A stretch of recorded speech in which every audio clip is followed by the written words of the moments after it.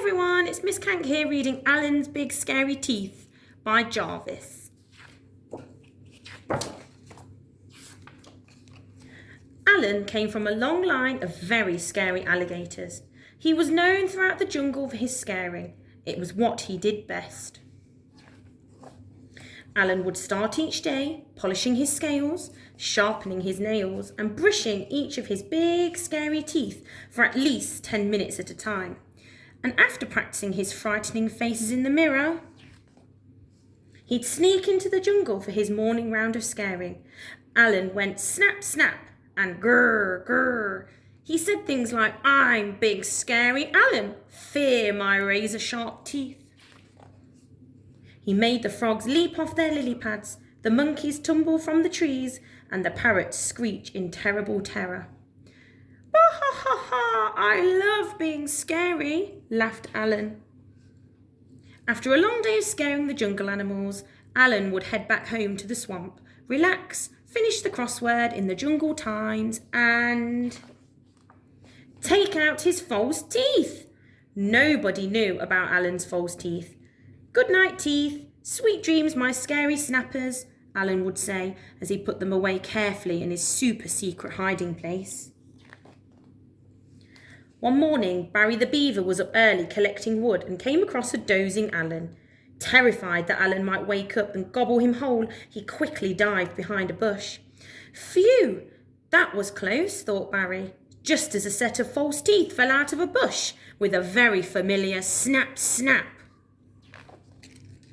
When Alan awoke, his teeth were gone. My teeth, where are my teeth? What could he do? Maybe no one would notice. Could he still be scary without them? He decided to head into the jungle as usual.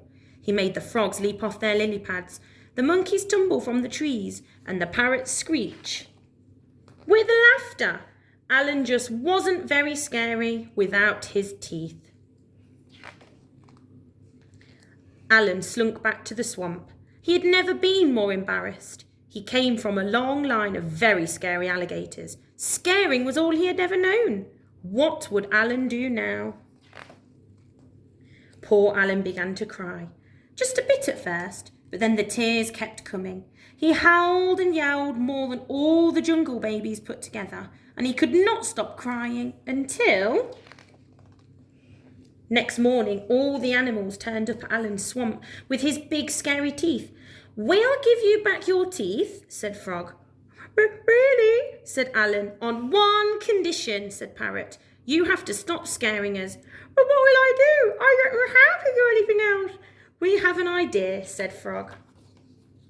And so every day, after polishing his scales, sharpening his nails, and brushing his big scary teeth, Alan headed into the jungle and became Alan the gardener, Alan the hairdresser, and Alan the dentist. But every night, he became Alan the big, scary storyteller, thrilling the jungle animals with his terrifying tales. "Ha ha ha ha, I love being scary," laughed Alan. And sometimes he even let Barry borrow his teeth.